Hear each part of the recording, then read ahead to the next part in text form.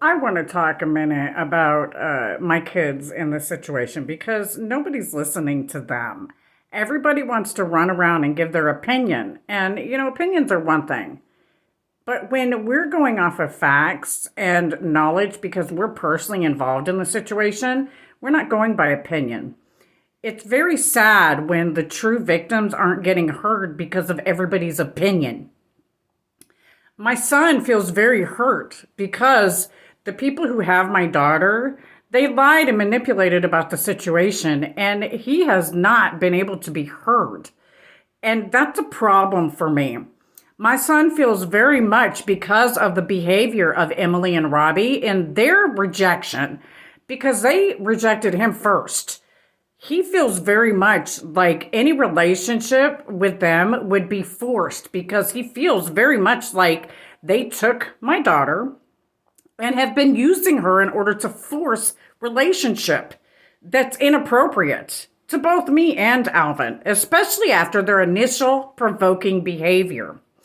So for those of you who are sitting here watching the situation, how about you take the time to listen to the people that are actual victims in this? Because my son feels the same way I do, not because of me, because that's how he feels. When he's given a chance to be heard, that's what he says. That's not about me.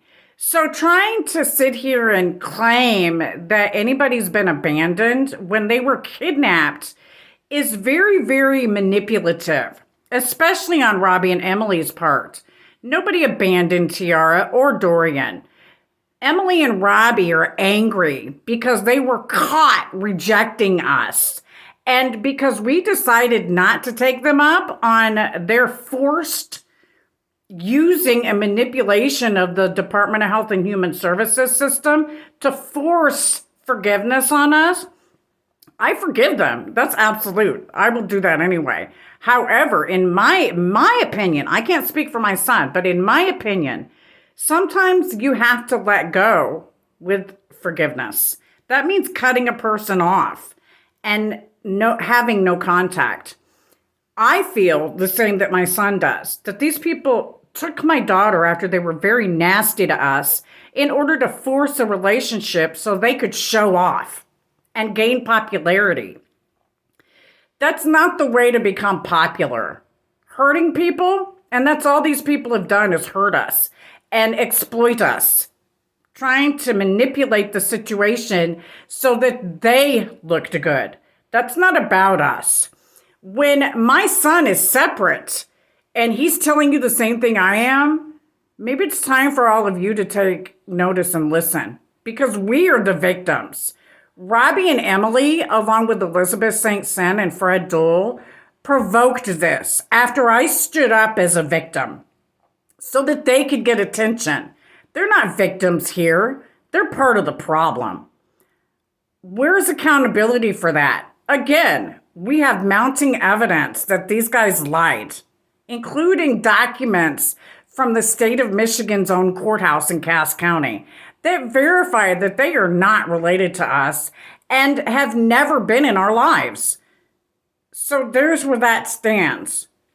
When do we get justice? Where's our accountability? With God's love. I asserted my rights under the Disability Rights Act for accommodation when this first started. What happened to that?